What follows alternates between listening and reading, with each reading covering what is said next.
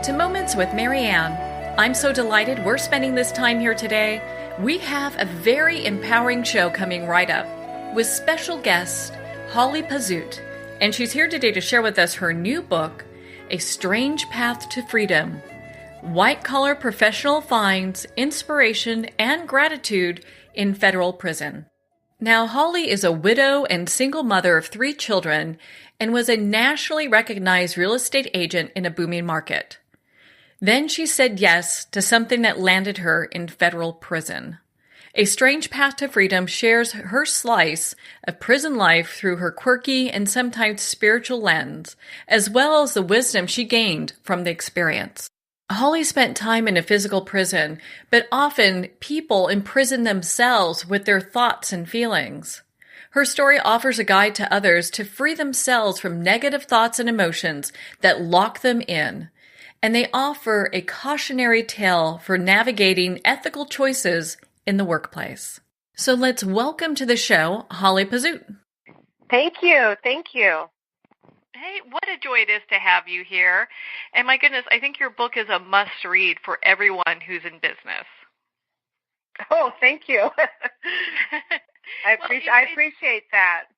Yeah, well, it's interesting because, we'll get into your story here in just a little bit, but, when people start off as entrepreneurs and they start off in different industries, a lot of times they can be kind of caught unaware, so they really need to make sure that they are strong within themselves and really know their boundaries. And I think that your message really speaks to that.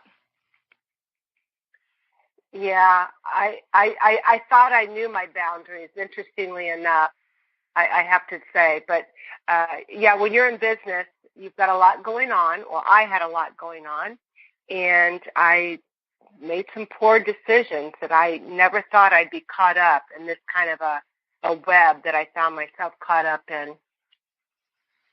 Well, and it's really interesting. So for our listeners that are new to your story, why don't you share a little bit? We're not going to go too much into your story because we want, of course, people to pick up their own copy of A Strange Path to Freedom.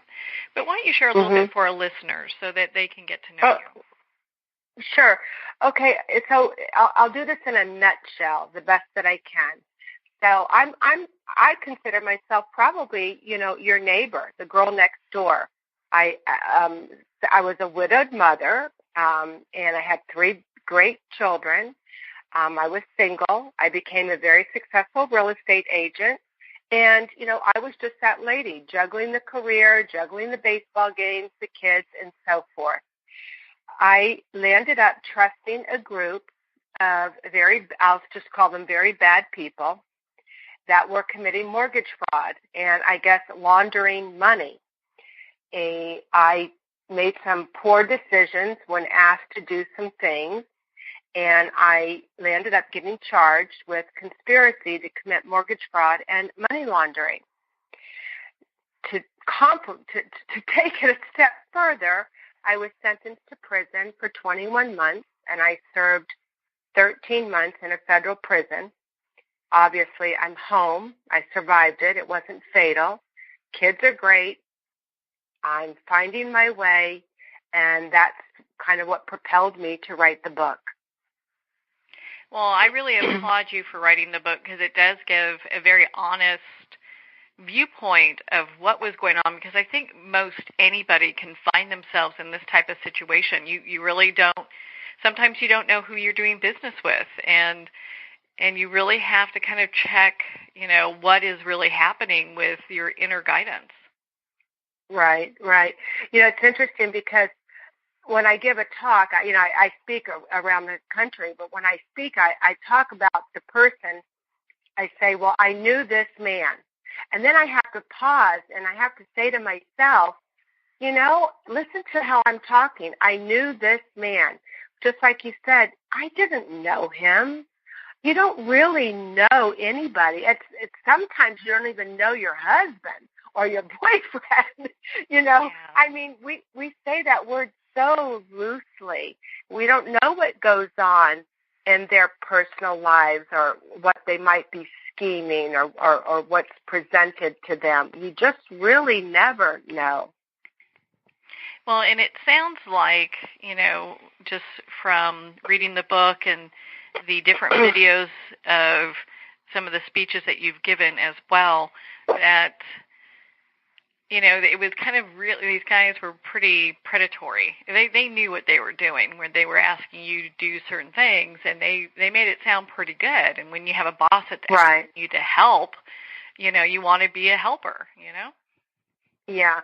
Well, you have to keep this in mind, too. I am not smart enough I am not that crafty. There is no way I could have orchestrated such a huge case. This was one of the largest mortgage fraud cases in the United States, and I am very, very sorry for the people that were hurt and victimized by this. Many people were unfairly.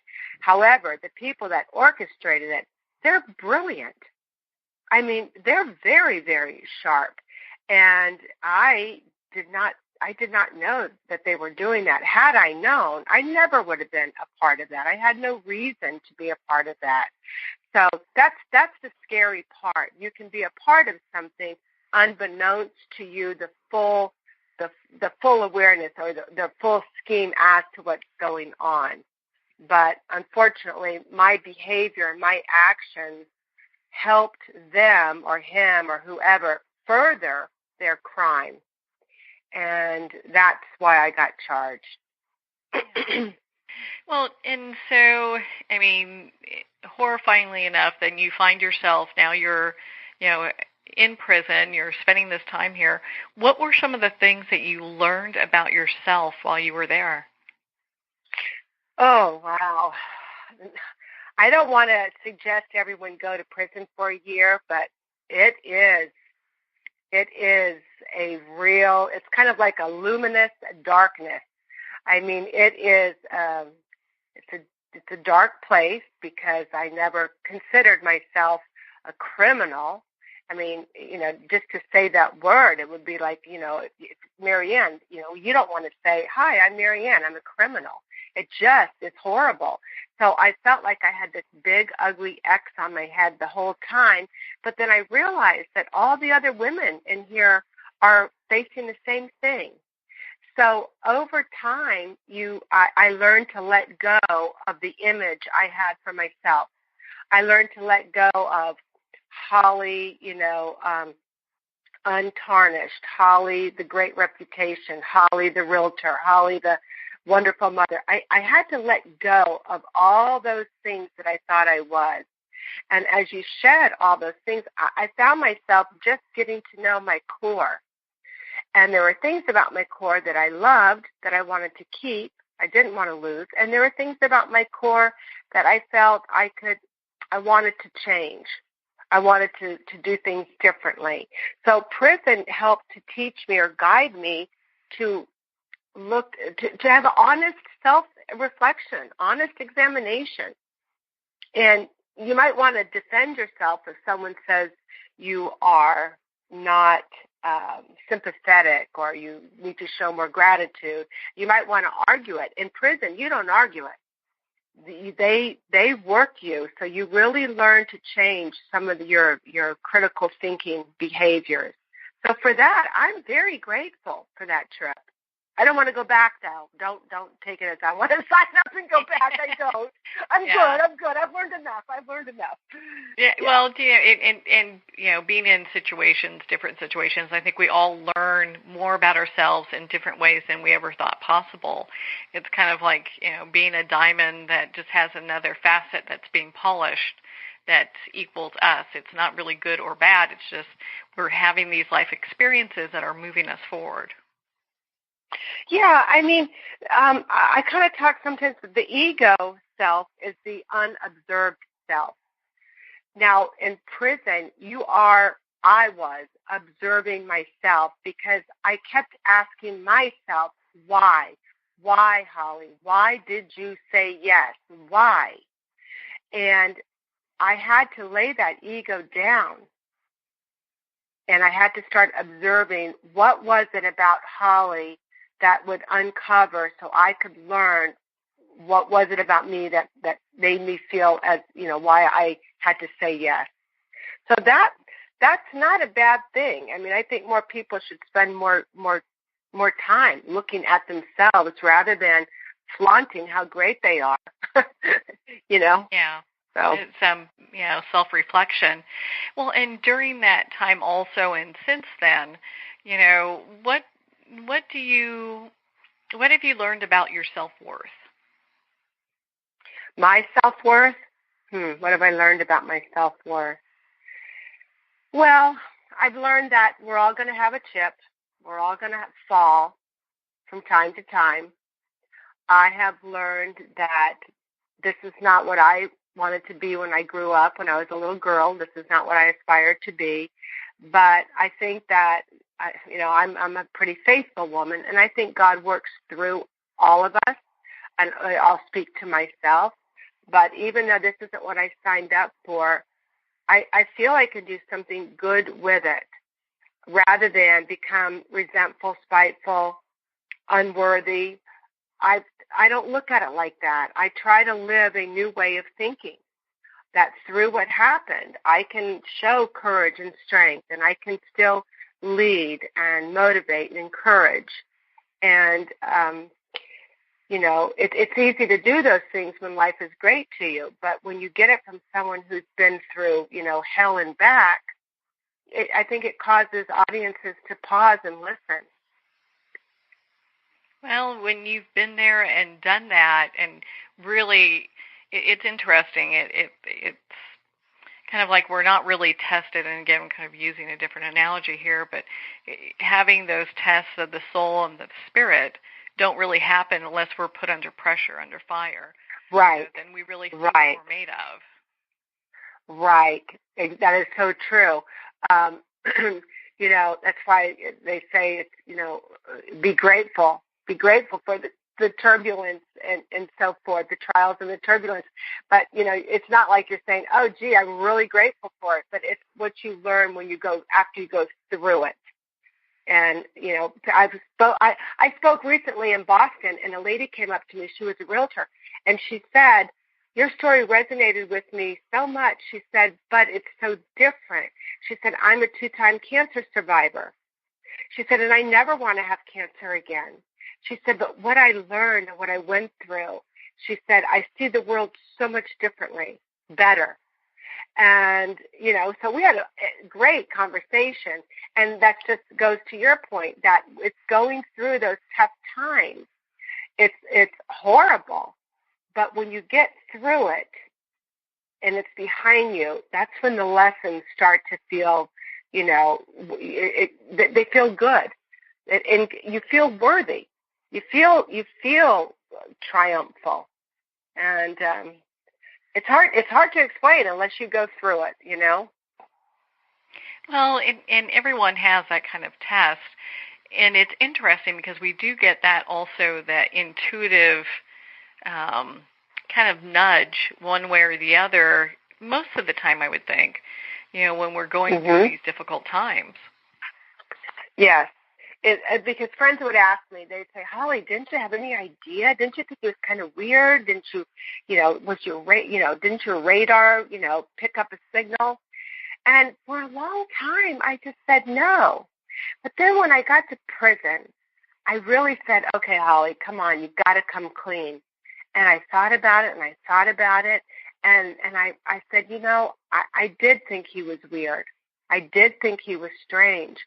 But I did not think that I was personally doing anything illegal or fraudulent. And that's where the disconnect was. And that's important for people to realize. You might not be doing anything wrong, but you know that somebody else that's, in the transaction, if they're doing something wrong, you're a part of it. Yeah. And it's interesting. When we look at like entrepreneurs, salespeople, this can relate to people who are in insurance. You get a manager sometimes that will ask to do different things that, you're kind of sitting there going, should I even be doing this? So it's interesting. I think a lot of people can easily put themselves in your situation when they're trying to assess, is this something I should even be doing or not? So what are some tips that you can give our listeners, if they are in situations where they have a really demanding boss or someone that's going, well, I'm not really too sure about you, but I think you're on board now since you're going to take care of this stuff for me? Right. That's a good question. I use that as a hypothetical example when I speak, especially to university students, our future leaders. But it goes on, just like you said. For example, what tip could I give is probably to have courage to do the harder right versus the easier wrong. You have to have courage, whether it's your boss or whoever. Not too long ago, I had a realtor. She emailed me, and she said, I read your book, and I read about you, and she said, I think you just saved me from making a big mistake. Because exactly what you said, we'll just say boss, her boss asked her to do something, and she knew it was wrong. And she started to do it. And then she thought about it afterwards and called him up and said, I'm not going to do this. And he said, well, we'll talk about it on Monday, whether you have a job or not.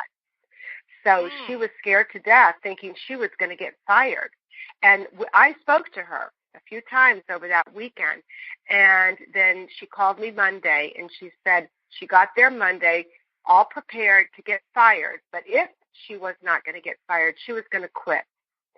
And she said she didn't know where her paycheck was going to come from. And I told her, I said, let me tell you, you'll make $5.25 if you go to prison. You stand a greater chance of making money if you stay free. So you've got to, not to do what he's asking you to do. And so now the choice is yours. Well, interestingly enough, she told me that it turned out that her boss was being pressured by his boss. I know. So that is so the not thing, good. It's not good. But you have to have courage. And when you're tested, I failed my test, and my biggest tip is to know that it's real, and you don't want to go to prison. You have to have courage to do the harder right versus the easier wrong, and it can be hard. Well, I probably disagree with you a little bit on you failed your lesson, because when I look at failure, it's more of not really being able to learn from an experience and repeating it. So you're taking this and you're teaching people, do what's right. It's going to be hard sometimes. Have the courage to say no, and, be prepared to walk away if you need to. Right. Yeah. You have to be prepared. And that's the hard part, because people, you might say, well, what am I going to do? But you're not going to do anything if you end up going to prison. And, I kind of look at life now as two buckets. For me, life was all about one bucket, success, because, we're taught to, to master skills, for great success, and we're taught to promote ourselves and so forth. But I now realize that we have two buckets. We have a success bucket and a failure bucket. But I think that the bucket that I'm most interested in now is my failure bucket, because that's, like, to your point, that's the growing opportunities. Well, I so agree with you. I mean, that's where we can kind of look at things and go, gosh, okay, this is where I can be better. This is where I can show up better, and this is where I can help people. Right. Exactly. Yep. I know that I have, and I also know that I have in my own children, and for that, it was worth the trip. It was definitely worth the trip, because I've seen them where they might have said yes to something that they now say no to it. And I'm like, yay! Yay for the no! Yes, lose your job, yay! I think, it's interesting, looking, when we just look, because I worked in insurance for a long time, and there would be just things that you're like, there's just no way that that's going to be okay. And different things would come up.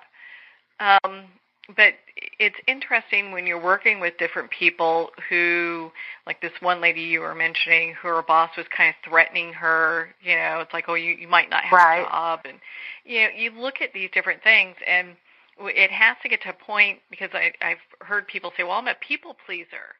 I like to be helpful. And it's like, when do you get to be helpful for yourself, Right, yeah. I think a lot of us find ourselves putting ourselves in situations that we risk harm to ourselves.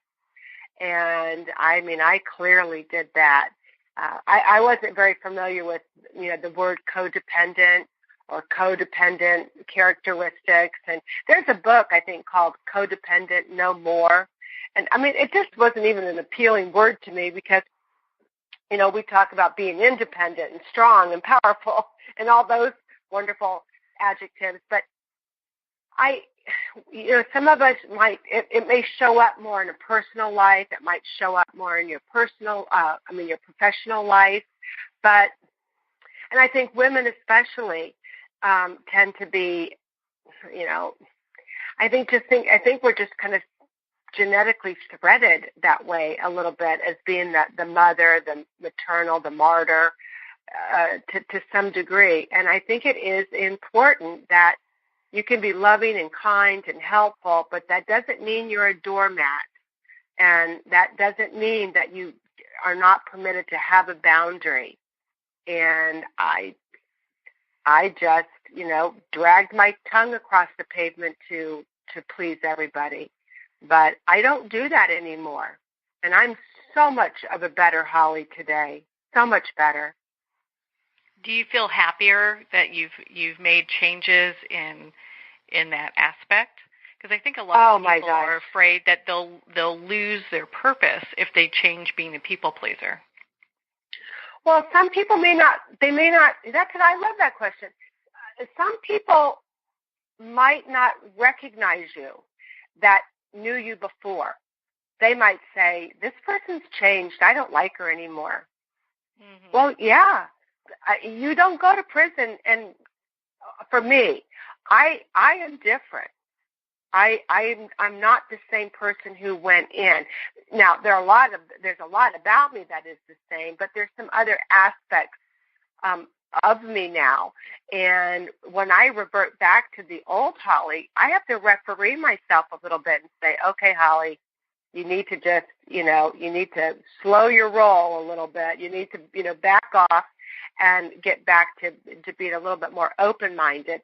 But I think that some people they're not used to the change in you. And so you might lose those people along the way. And that's okay. That's totally fine. But yes, I am happier. I'm sad for what happened, but I am really very peaceful. I am very happy. Well, I think I have so much to be grateful for. Oh, my gosh. Yeah. It's so important for people to hear that, because, you can be a person who says no, and not have it be a thing that that now that you're not in a position where you're trying to make everybody happy or trying to be the good person in the office or whatever the case is, it's okay to stand strong and say, no, I'm not okay with that. And I love how you talked about when you do make these changes, people may or may not like you later because you've changed. You're probably no longer accessible to being the person that would be the doormat, or would be the person that they could just go to and you would do anything, Right. Yeah, it is hard. And a lot of times, sometimes people they'll ask you to do something based on what they think you should do, right? Don't you know people that will say, well, you should do this and you should do that and blah, blah, blah. Well, I don't think anybody has the right to tell someone what they should do. You should go visit your mother. You should go, buy a new dress. And I used to talk like that. I don't think it's right. for people to tell other people based on what they think someone else should do. So when people talk like that to me now, I just ignore it. Whereas before, I would try to take everybody's advice. Now, I just ignore it. All that contentment comes from the inside. You know, not all the things I have around myself anymore. I lost a lot of those things, but it's okay. So my happiness, my peace, my contentment, it's that I just feel full. I feel good inside. Well, and how important is that? Because it leaves a different legacy, you know, of fulfillment where people can see how you're making an impact in the world and how happy you are with the person that you are. Yeah, that we all have that. But I just think we get caught up in the environment and our culture. And I know people who have a lot of money, live in penthouse apartments who are ready to jump, you know, or it's a horrible day because they weren't able to get their massage. And I'm like, I know, listen, I don't have a halo over my head at all, but I wake up in the morning and I'm just thankful that I can turn on my kitchen light. I'm thankful that I have water. I'm thankful that I have electricity and I can make my coffee. I have eyes. I can read a book. I've backed way down to being thankful for so many things that we take for granted. But that doesn't mean, I still like beautiful things. Yes, I love anything that sparkles, and I love, you know, shoes and clothes and good food, but I don't forget about those basic things. I just think that's important to balance your life with gratitude to the little things. Oh, I love that. And that is so important because there is so much that people take for granted. Yeah, we do. We really do. But I think when we have conversations like you and I are having, it does bring in an awareness. And, you know, I would tell my kids sometimes, I said, be thankful that you have legs, that you can get out of bed and you can walk across the room. How many people can't even do that? You know, you've got to step back and look all that you really do have. Well, and, you know, your book is just such a great resource for people that are finding themselves with maybe questions in their lives or working with a tyrant boss or feeling like they're not really sure about what's going on. A Strange Path to Freedom is, you know, a very heartfelt, touching way for people to get in touch with how can I make changes for me, you know, and your story does help people through that. Well, you know, when I wrote the book, I wasn't really planning on writing the book. When I came home from prison, I found myself just writing, and I journaled a lot when I was in prison. I would just write things, and so when I came home, I didn't want to forget some things, but the one thing I really noticed was when I was incarcerated, after a while, it wasn't instantly, I started to feel mentally pretty free. I didn't have the demands of checking emails and returning phone calls and putting out the daily fires and all that stuff. My life was very basic, very elementary. Well, when I came home, I felt pretty happy just for everything. But I noticed that the people around me were stressed, agitated, mad, irritable.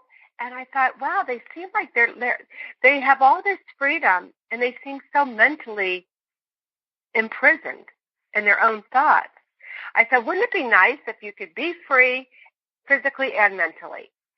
So I started writing the book about the difference between the people on the outside and the people on the inside, and the things that we would do in prison that still made us feel like people, but that made us laugh and made us cry. And, you know, there's no text messaging in prison. You know, you are talking. You're spending hours and hours at a picnic table. every day on the compound looking at the same person that's wearing the same thing you're wearing, and you talk. And it was just fascinating. I call them picnic table talks. And I even told my kids, I said, we ought to continue that, because I learned so much about you when you came to visit me, because it's all we did was sit and talk. There was nothing else to do. So anyway, the book is funny, about how we pretended we were eating, at 5-star restaurants when we were eating food that was barely for human consumption, but we had to find some lightness while we were there. And I was a master at finding that. Well, you do so well, just not only in your public speaking, but your book, and also all the information that you offer regarding how to make dramatic changes. I mean, you probably don't feel that way, but from my viewpoint, it's like a 180 in being a person that can really take challenge head on. And it's, I just applaud you, because it's got to have been just a most difficult time to have walked through, and you really have come out the other side just doing, just being a light for other people. Well, I think most of us, I think most women, really, I believe that most women would pull themselves up by their bootstraps and do what they've got to do. I think most women are fighters, and if you have children, you have still a responsibility. And I think women are much tougher than maybe we get credit for. But you don't know what you're made of until you really are in that situation. Well, Holly, where can people connect with you and be part of your community? Well, I'm on Facebook. It's Freedom Speaker. That's probably an easy way. They can go to my website, which is freedomspeaker.com, and they can contact me through that. I'm pretty, when I get Amazon reviews, I reply back. I've had people email me directly, and I don't mind giving that out. It's holly@freedomspeaker.com. And we're social animals. I'm flattered when somebody reaches out to me, so I always reply back. Well, I'm so delighted that we got to spend this time together today, Holly. Thank you so much for taking the time to be on the show with us here today. Thank you. Thank you for having me. Well, thank you, Holly. It has been such an honor to spend this time with you and to talk about your new book, A Strange Path to Freedom. Again, if you'd like to connect with Holly, you can at freedomspeaker.com, and we'll have the link below. Her book, A Strange Path to Freedom, is available on her website, Barnes & Noble, and Amazon. Well, we're at the end of our time today. I would like to thank everyone for tuning in. You're listening to Moments with Marianne. And remember, make every moment count.